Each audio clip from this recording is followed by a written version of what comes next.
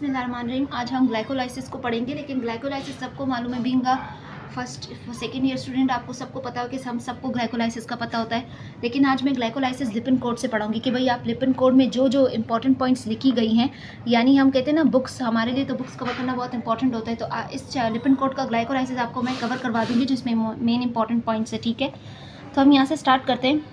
तो ग्लाइकोलाइसिस में जो पहला है ओवरव्यू ऑफ ग्लाइकोलाइसिस, वो ये है कि पहली बात तो इन्होंने यहाँ पे ये लिखी हुई है कि that is employ by all tissues. पहली बात कि हर टिश्यू में जो है ग्लाइकोलाइसिस हो रही है। दूसरी बात ये है कि ग्लाइकोलाइसिस हम इसलिए करते हैं ताकि एनर्जी प्रोवाइड हो हमें in the form of ATP. तीसरी बात ये लिखा गया कि pyruvate is the end product of the glycolysis.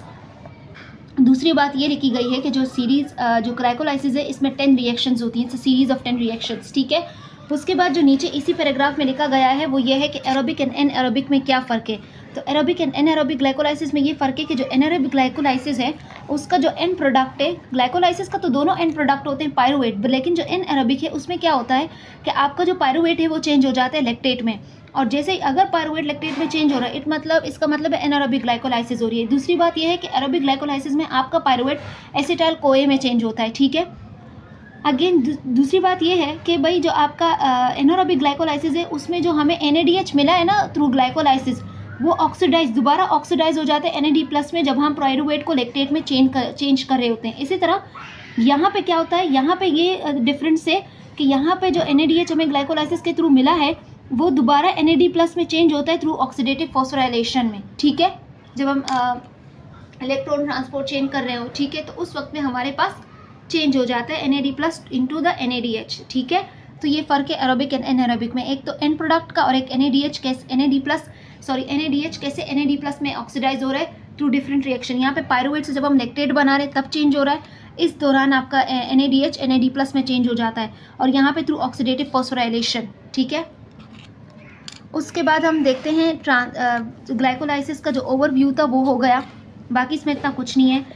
दूसरा पॉइंट ये लिखा गया कि एनारोबिक ग्लाइकोलाइसिस आपके माइटोकॉन्ड्रिया में होती है। ठीक है, फिर हम आते हैं ट्रांसपोर्ट पर। अगला जो मेन थिंग है, हेडिंग है, वो ट्रांसपोर्ट है। अब ग्लूकोज ग्लाइकोलाइसिस तो हमें करनी है जो कि साइटोसोल में होती है, लेकिन हम पहले तो ग्लूकोज को भी तो सेल में अंदर करना पड़ेगा। ठीक है, तो उसके लिए हमारे पास जो लिपिन कोड ने दिया है वो 2 प्रोसेसेस दिए गए हैं। ठीक है, एक है आपका ए वाला है सोडियम इंडिपेंडेंट, यानी फैसिलिटेड डिफ्यूजन होती है ट्रांसपोर्ट की ग्लूकोज की, लेकिन सोडियम इंडिपेंडेंट, हमें सोडियम की ज़रूरत नहीं होती। दूसरी है हमें स्पेशलाइज फंक्शन ऑफ जो यहाँ पे specialize function of Bluetooth isoform, sorry ये इसका ही पार्ट है। पहला है सोडियम इंडिपेंडेंट फैसिलिटेड डिफ्यूजन, दूसरा है सोडियम मोनोसेक्राइड को ट्रांसपोर्टर सिस्टम, यानी यहाँ पर हमें एक तो यहाँ पे जो है कॉन्सेंट्रेशन ग्रेडियंट फॉलो हो रहा होता है, और यहाँ पर हम अगेंस्ट द कॉन्सेंट्रेशन ग्रेडियंट जा रहे होते हैं। पहला फ़र्क ये है। दूसरा फ़र्क ये है कि ऊपर वाला सोडियम इंडिपेंडेंट है और यहाँ पे ये सोडियम डिपेंडेंट है। ठीक है, तो हम पहले वाले पर आते हैं।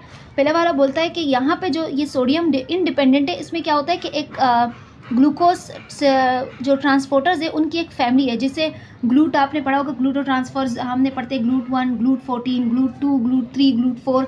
ठीक है, ये सारे हैं। ठीक है, तो ये जो ट्रांसपोर्टर्स है ना, इसके थ्रू हमारा जो ग्लूकोज है वो अंदर होता है। ठीक है, और इसमें पिक्चर भी दी है लिपिन कोड ने, वो ये दी गई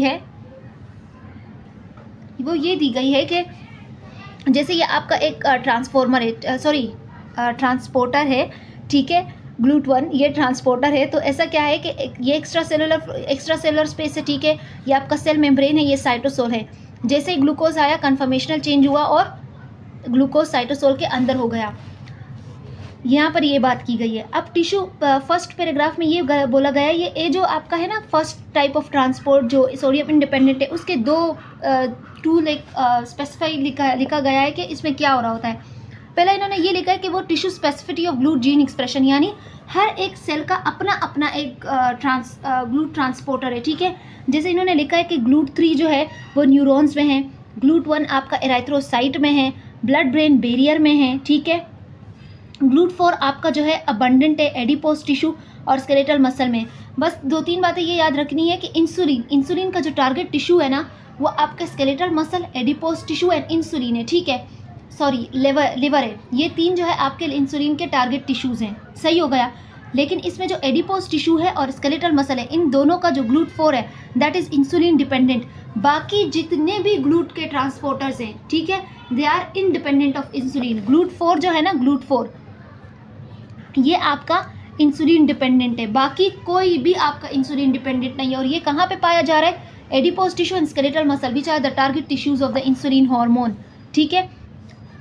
और यहाँ पे इन्होंने ये लिखा है कि ये हमें क्या करते हैं कि ये एक जीन जो पैटर्न ऑफ एक्सप्रेशन है, the GLUT transport display a tissue specific pattern of expression, यानी एक स्पेसिफिक एक्सप्रेशन है, यानी हर एक सेल के लिए एक अलग अलग जीन का एक्सप्रेशन हुआ है और अलग अलग ट्रांसपोर्टर मिला है। What is transporter? क्या है? एक प्रोटीन है, it's a kind of a proteins, ठीक है।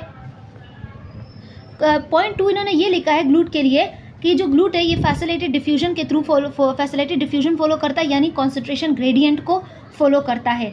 लेकिन यहाँ पे इन्होंने एक और बात ये लिखी है कि ऊपर वाले जितने भी है ना 1, 3, 4 ये ग्रेडियंट फॉलो करते हैं, लेकिन जो GLUT2 है जो कि आपके लिवर और किडनी में पाया जा रहा है, ये बोल रहे हैं कि ये जो है ना ये दोनों तरीके से ट्रांसपोर्ट कर रहा है, यानी कॉन्सेंट्रेशन ग्रेडियंट को फॉलो भी करता है, यानी फॉर एग्जांपल ब्लड में ग्लूकोज लेवल ज़्यादा है तो ब्लड से हमें लिवर में लेकर जाना है ग्लूकोज को, ऐसा ही है, ठीक है।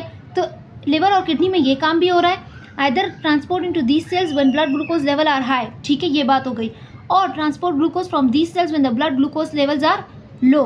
और बात ये है कि जब ब्लड का ग्लूकोज लेवल ज़्यादा है तो ज़्यादा से हम कम की तरफ जा रहे हैं, ठीक है, ये हो गया कॉन्सेंट्रेशन ग्रेडियंट आप फॉलो कर रहे हो। लेकिन अगर ग्लूकोज का लेवल कम है फिर भी यही जो GLUT2 है यही इसी ट्रांसपोर्टर के थ्रू ग्लूकोज लिवर और किडनी में जा रहा होता है, ठीक है। तो GLUT2 इज एक आप ले लो एक्सेप्शन, आप ले लो कि GLUT2 दोनों तरीके से फॉलो करता है, चाहे यानी फॉलो कॉन्सेंट्रेशन ग्रेडियंट फॉलो करना हो या ना फॉलो करना हो, दोनों तरीके से ग्लूकोज को अंदर कर रहा होता है। बाकी जो ऊपर वाले 1, 3, 4 they follow the concentration gradient. GLUT2 की इन्होंने बात की है कि जो GLUT2 है ना वो आपके पेनक्रियाटिक बीटा सेल में भी है, ठीक है, यानी GLUT2 कहाँ पर हुआ कि लिवर, किडनी है, पेनक्रियाटिक बीटा सेल। अब GLUT5 की इन्होंने ये बात की है कि इसके बारे में कुछ अनयूजुअल बात ये है, यहाँ पे लिखा हुआ भी है, अनयूजुअल बात ये है कि it's a primary transporter for fructose, it is not a transporter for glucose, it is a primary transporter for fructose instead of glucose, ठीक है। और ये कहाँ पर पाया जा रहा है? 5 वाला स्मॉल इंटेस्टाइन में और टेस्टिस में, ठीक है। उसके बाद हम आते हैं सोडियम मोनोसेक्राइड को ट्रांसपोर्टर सिस्टम में। ये बहुत आसान है, अगेन सा कॉन्सेंट्रेशन ग्रेडियंट फॉलो हो रहा है, पहली बात। उसके लिए इसमें कौन सा प्रोसेस फॉलो होता है? Carrier mediated process. आपने फर्स्ट ईयर में आपने पढ़ा होगा ना, जो हम हार्मोनल सिस्टम पढ़ते हैं, पाथवेज पढ़े होते हैं, किस तरह हम जब सेल मेम्ब्रेन पढ़े होते हैं तो सेल मेम्ब्रेन में हम passive transport and active transport पढ़े होते हैं, फिर उसकी टाइप से, तो ये सब हमने वहाँ पढ़ा है, ठीक है। In which the movement of glucose is coupled to the concentration of gradient sodium, ठीक है, वो सोडियम के साथ एज अ कपल वो अंदर आता है एट द सेम टाइम, ठीक है। दिस कैरियर जो वो प्रोटीन है ना, जो अब इस सोडियम डिपेंडेंट के लिए ऊपर के लिए क्या प्रोटीन था? ग्लूट की फैमिली थी, लेकिन सोडियम डिपेंडेंट के लिए जो प्रोटीन है दैट इज SGLT, यानी सोडियम ग्लूकोज ट्रांसपोर्टर, ठीक है, सोडियम डिपेंडेंट ग्लूकोज ट्रांसपोर्टर। और ये आपको कहाँ मिलेगा? आपको एपिथेलियल सेल्स ऑफ इंटेस्टाइन में एंड रेनाल ट्यूब्यूल्स में। अगर आप यहाँ पे थोड़ा सा देखो तो स्मॉल इंटेस्टाइन में कहाँ गया? स्मॉल इंटेस्टाइन में और टेस्टिस में, ठीक है। यहाँ पर क्या था कि GLUT5 लगा हुआ है, सही है। अब स्मॉल इंटेस्टाइन में GLUT5 तो लगा हुआ है, लेकिन इसके थ्रू ग्लूकोज अंदर आता नहीं है, क्या आता है? फ्रक्टोज। तो स्मॉल इंटेस्टाइन में अल्लाह ताला ने क्या इंतज़ाम रखा हुआ है? सोडियम इंडिपेंडेंट वाला, और उसके लिए ये प्रोटीन है SGLT, ठीक है। और नोट ये लिखा गया है कि the choroid plexus part of the blood brain barrier also contain GLUT1, सही है, ये आपको ऊपर भी मिल जाएगा, यहाँ पे लिखा हुआ भी है कि GLUT1 is abundant in erythrocyte and the blood brain barrier. Clear हो गई बात? अब हम आते हैं, ठीक है, उसकी तरफ, रिएक्शन ऑफ द ग्लाइकोलाइसिस। यहाँ पे हम ट्रांसपोर्ट की बात कर ली। अब जो मेन चीज़ है हम उसकी तरफ आते हैं, वो ये है कि मैंने आपको बताया था 10 रिएक्शंस होते हैं इसमें। तो शुरू के 5 जो है वो इन्वेस्टमेंट फेज़ है, और लास्ट के 5 जो है वो उसमें हम एनर्जी जनरेट करते हैं, जो बहुत आसान है, ठीक है। और किस तरह जनरेट करते हैं? बाय सबस्ट्रेट लेवल फॉस्फोराइलेशन, ठीक है। अब हम आगे बढ़ते हैं, जो असल रिएक्शन स्टार्ट होते हैं, ठीक है। सबसे पहले आपको क्या करना है कि ये जो पिक्चर है ना आपके लिपिड कोट में दी गई होगी, इसमें आप जिस तरह मैंने लिखा है 3 रिएक्शंस आपके ग्लाइकोलाइसिस में ऐसे जो इरिवर्सिबल है, ठीक है, क्या है? इरिवर्सिबल है, और यही 3 रिएक्शंस इंपॉर्टेंट है, ठीक है। ये पूरा रिएक्शन है। ये आप पहले याद कर लो, फिर बाद में आप एंजाइम्स की तरफ आना। पहले आप ये रिएक्शंस याद कर लो कि सबस्ट्रेट क्या है, प्रोडक्ट क्या है, ठीक है। पहली बात हो गई, और मैंने इसमें लिखा हुआ भी है कि कौन कौन से इरिवर्सिबल है। क्लियर हो गई बात। दूसरी बात ये कि जब आप सारा ग्लाइकोलाइसिस लिपिड कोड से पढ़ लो, फिर इसी पेज पर आना और खुद फिर बताना कि भाई यहाँ पे ये एंजाइम था, यहाँ पे ये एंजाइम था, यहाँ पे ये एंजाइम था। आपको इस तरह याद हो जाएगा, ठीक है। उसके बाद हम आते हैं सबसे पहले रिएक्शन पर। सबसे पहला जो रिएक्शन होता है ग्लाइकोलाइसिस का, दैट इज़ ग्लूकोज को ग्लूकोज 6 फॉस्फेट में चेंज करना, ठीक है। और एक बात है इस ग्लाइकोलाइसिस में, जहाँ जहाँ पर काइनेज पाथवे इस्तेमाल हो रहा है, ठीक है, कहाँ जहाँ जहाँ काइनेज एंजाइम इस्तेमाल हो रहा है वो रिएक्शन थोड़े इंपॉर्टेंट है, ठीक है। सबसे पहले हम आते हैं फॉस्फोराइलेशन ऑफ ग्लूकोज की तरफ। पहली बात इन्होंने ये लिखी है कि जो फॉस्फोराइलेशन ऑफ शुगर है ना, जो फॉस्फोराइलेटेड शुगर है ना, वो इतनी आसानी से पेनिट्रेट नहीं करता सेल मेम्ब्रेन में, ठीक है। बिकॉज यहाँ पे कोई स्पेसिफिक ट्रांस मेम्ब्रेन कैरियर नहीं है इन कंपाउंड के लिए, ठीक है, फॉस्फोराइलेटेड शुगर के लिए। किसकी बात हो रही है? यानी ग्लूकोज 6 फॉस्फेट या ऐसा फ्रक्टोज 6 फॉस्फेट, इन ऐसे शुगर्स के लिए जो फॉस्फोराइलेटेड है उनके लिए कोई ट्रांस मेम्ब्रेन कैरियर नहीं पड़ा हुआ। और दो ये बहुत पोलर भी होते हैं, ठीक है, दे आर 2 पोलर। तो आपके पास इस पैराग्राफ से आपने कौन सी चीज़ें सीखी? आपने ये सीखा कि अगर कोई ग्लूकोज फॉस्फोराइलेटेड है तो वो सेल मेम्ब्रेन के थ्रू डायरेक्ट इतने रेडिली पेनिट्रेट नहीं कर सकता। क्यों पेनिट्रेट नहीं कर सकता? क्योंकि उनके लिए no specific transmembrane carriers हैं, और दूसरा वो बहुत पोलर है, ठीक है। इसलिए the irreversible phosphorylation of glucose, इसलिए पता है पहला रिएक्शन मैंने आपको बताया था, मैंने आपको एक पिक्चर बताई कि ग्लूकोज फ्रक्टोज 6 फॉस्फेट, ये वाला जो रिएक्शन है ये इरिवर्सिबल है। तो इसलिए ये इरिवर्सिबल है ताकि जो शुगर है जिसको हमने फॉस्फोराइलेट कर लिया है वो आपको पता है आसानी से डिफ्यूज़ कर नहीं सकता, सेल मेम्ब्रेन से बाहर नहीं जा सकता, ना अंदर आ सकता है। तो वो यानी ट्रैप हो गया है, ठीक है, साइटोसोल में फंस के रह गया है। अब वो ना अंदर जा सकता है ना बाहर जा सकता है, क्योंकि मेम्ब्रेन में कोई उसके लिए ट्रांस मेम्ब्रेन कैरियर नहीं है। दूसरी बात वो पोलर नहीं है, तो इससे हमें आसानी मिल जाती है, ग्लूकोज 6 फॉस्फेट हमें मिल जाता है आसानी से साइटोसोल में, ठीक है। उसके बाद हम आते हैं पहले रिएक्शन पर। पहला रिएक्शन आपको दिख रहा है, ग्लूकोज से फ्रक्टोज बन रहा है, यहाँ पे हम वो ATP इस्तेमाल कर रहे हैं, that is why it is called energy investment phase. और दूसरी बात ये कि इसके जो एंजाइम है, 2 किस्म के एंजाइम हम पढ़ेंगे। अब देखते हैं इसका डिफरेंस क्या है, हेक्सोकाइनेज एंड ग्लूकोकाइनेज। यहाँ पे हेक्सोकाइनेज और यहाँ पे ग्लूकोकाइनेज को डिफाइन किया गया है। हेक्सोकाइनेज में इन्होंने ये बोला है कि आपको मोस्ट ज़्यादा टिश्यूज़ में आपको हेक्सोकाइनेज मिलेगा। दूसरी बात ये इन्होंने लिखी हुई है कि 3 रेगुलेटरी एंजाइम्स है। मैंने आपको पहले ही बता दिया कि 3 रेगुलेटरी एंजाइम्स है। जितने जो काइनेज है ना आपके ग्लाइकोलाइसिस पाथवे में, वही इंपॉर्टेंट है, जैसे फ्रक्टोकाइनेज, पायरुवेट काइनेज एंड हेक्सोकाइनेज, ये 3 एंजाइम इंपॉर्टेंट है, ठीक है। दूसरी बात इन्होंने हेक्सोकाइनेज के बारे में क्या लिखी हुई है कि ये जो है ये खुद इनहिबिट हो जाता है अपने ही प्रोडक्ट से, यानी ये जो प्रोडक्ट है ना यही इसको इनहिबिट करेगा, यही इसको इनहिबिट करेगा, ठीक है। दूसरी बात इन्होंने क्या लिखी हुई है कि एक तो इसके पास लो KM है, मैंने यहाँ पे लिखा हुआ है, आप अपने साथ लिख दिए कि हेक्सोकाइनेज का लो KM है, लो VM है, ठीक है, फॉर ग्लूकोज, और इनहिबिट बाय प्रोडक्ट, अपने ही प्रोडक्ट से इनहिबिट होता है, ठीक है। सही बात हो गई।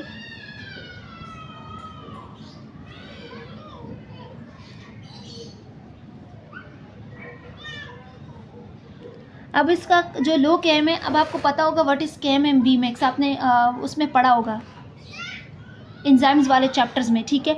अगर इसका लो KM है, ठीक है, लो KM यानी जो एंजाइम की एफिनिटी है वो ज़्यादा होगी, ठीक है। लो KM मतलब इसकी जो एंजाइम की एफिनिटी है फॉर सबस्ट्रेट वो हायर होनी चाहिए, क्योंकि इसका जो KM है वो कम है। कि लो KM का मतलब ये है कि बहुत ही कम कॉन्सेंट्रेशन, जो कॉन्सेंट्रेशन ऑफ सबस्ट्रेट है ना बहुत ही कम कॉन्सेंट्रेशन है, ये Vmax का हाफ अचीव कर लेता है, ठीक है। उसके बाद हम आते हैं ग्लूकोकाइनेज की तरफ। ग्लूकोकाइनेज ये बोलता है कि glucokinase is not present in most of tissues, जैसे कि हेक्सोकाइनेज है। ग्लूकोकाइनेज आपको लिवर के पेरेन्काइमस सेल्स में मिलेगा, beta cells of the pancreas में मिलेगा, 2 जगह बता दिए गए। दूसरी बात यह कि ग्लूकोकाइनेज के और भी नाम हैं, हेक्सोकाइनेज D और टाइप 4 भी हम इसे बोलते हैं। इसका फंक्शन ये है कि ये ग्लूकोज सेंसर की तरह भी काम करता है, ठीक है, जो कि हेक्सोकाइनेज नहीं कर रहा। दूसरी बात यह है कि आपका जो ग्लूकोकाइनेज है उसकी हाई KM है, हाई Vmax है, और ये तब फंक्शन करता है when glucose is in the high concentration. जब आपका ग्लूकोज ज़्यादा कॉन्सेंट्रेशन में लिवर में मौजूद होता है तब आपका ग्लूकोकाइनेज काम करता है, ताकि ये हाइपरग्लाइसीमिया को प्रिवेंट कर सके। और ये इनहिबिट होता है बाय फ्रक्टोज 1,6 फॉस्फेट, ठीक है, फ्रक्टोज 6 फॉस्फेट के थ्रू ये इनहिबिट होता है, इनडायरेक्टली फ्रक्टोज 6 फॉस्फेट के थ्रू ये इनहिबिट होता है and stimulate by the glucose, ठीक है। और ये इट ऑल्सो कॉज MODY2, ये आगे हम पढ़ते हैं, ठीक है। लेकिन ये बातें मैंने लिखी हुई है जो कि हेक्सोकाइनेस के बारे में हमें पता होनी चाहिए। सही हो गया। और दूसरी बात यह है कि हेक्सोकाइनेस ऑल्सो, अच्छा फ़र्क, वैसे हेक्सोकाइनेस और फ्रक्टोकाइनेस में दूसरा फ़र्क ये आ गया कि दोनों सेंसर है, लेकिन ग्लूकोज जो ग्लूकोकाइनेस है सब फंक्शन सेंसर से काम करता है to determining the threshold for insulin secretion, यानी अगर ग्लूकोज ज़्यादा हो रहा है तो ये इंसुलिन के लिए एज अ काम कर रहा है कि भाई इंसुलिन की सिक्रीशन हो, ठीक है। जबकि hexokinase serve as a glucose sensor बड़ी neurons for the hypothalamus. Glucokinase as a glucose sensor काम कर रहा है for insulin, hexokinase as a glucose sensor काम कर रहा है फॉर हाइपोथैलेमस, ठीक है। ये फ़र्क बस याद रखना चाहिए। 2-3 बहुत ज़्यादा फ़र्क हो गए जो मैंने यहाँ पे साइड पे लिखे हैं, ये भी है, और इसमें ग्लूकोज सेंसर वाला आप अपने साथ ऐड कर लो जो मैंने मिस कर दिया है।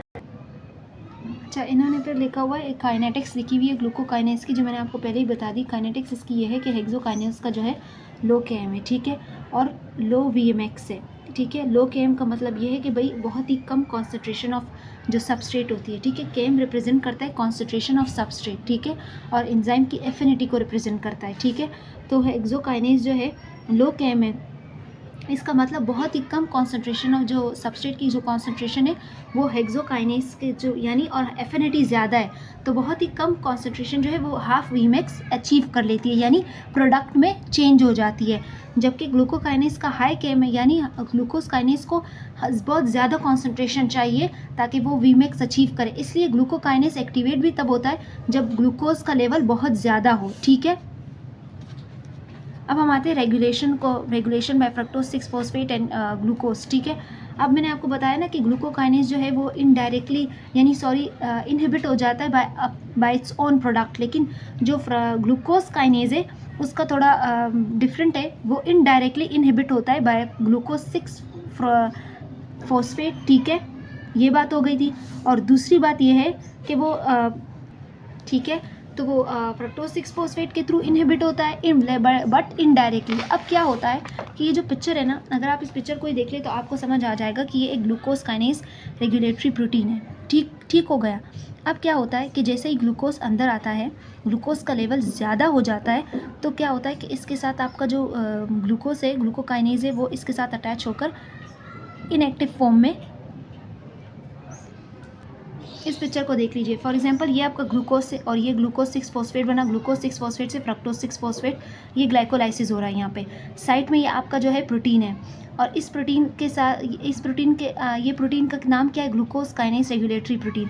अब क्या होता है कि जैसे फ्रक्टोज 6-फॉस्फेट का लेवल बहुत ज़्यादा हो जाता है तो ये क्या करता है कि ग्लूकोकाइनेज को इसके साथ अटैच करवाकर इनएक्टिव कर देता है, यानी इस प्रोटीन के साथ GKRP प्रोटीन के साथ जब भी ग्लूकोकाइनेज अटैच होगा, ये ग्लूकोज काइनेज की एक्टिविटी बंद हो जाएगी, इनएक्टिव हो जाएगा।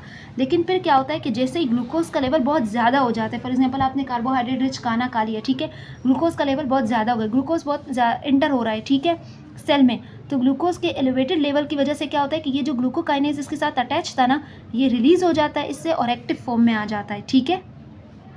क्लियर हो गया। इसलिए यानी इन्होंने यहाँ पे इनएक्टिव लिखा, यानी जैसे वो प्रोटीन के साथ बाइंड हो रहा है इनएक्टिव हो रहा है, लेकिन जैसे ही प्रोटीन से रिलीज होगा वो एक्टिव हो जाएगा, ठीक है, ठीक है।